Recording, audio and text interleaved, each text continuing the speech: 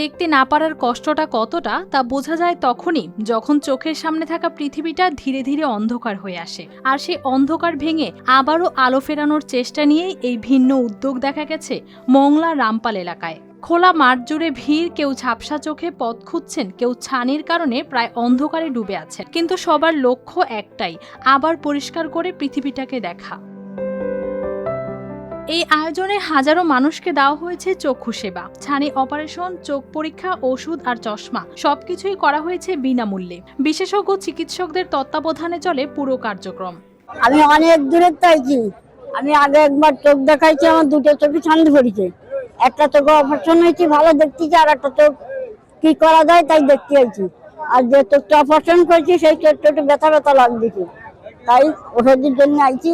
আর কি বলে ডাক্তাররা তাই শুনতে আইছি। অনেকের জন্য এই আয়োজন শুধু চিকিৎসা নয়, বরং নতুন করে দেখার সুযোগ। যাদের কাছে চিকিৎসা ছিল নাগালের বাইরে, তাদের জন্য এমন উদ্যোগ হয়ে উঠেছে বড় ভরসা।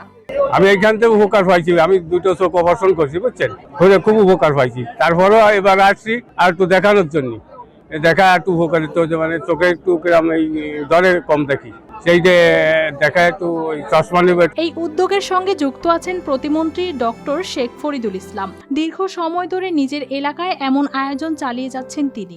তো মানুষের আস্থার জায়গাটা তৈরি হয়েছে, কারণ একজন ভালো হলে সে শুনতে পাচ্ছে যে না, সে তো ভালো হয়েছে। সেইভাবে কিন্তু এই ফ্লোটা তৈরি হয়েছে। এবং আমি মনে করি যাদের এই ধরনের সুযোগ আছে, প্রত্যেকের উচিত তার অবস্থান থেকে মানুষের জন্য কাজ করা। এটা সবচেয়ে, আমি মনে করি আল্লাহ রাব্বুল আলামিন সবচেয়ে সৃষ্টির জন্য কাজ করলে বেশি পছন্দ করে।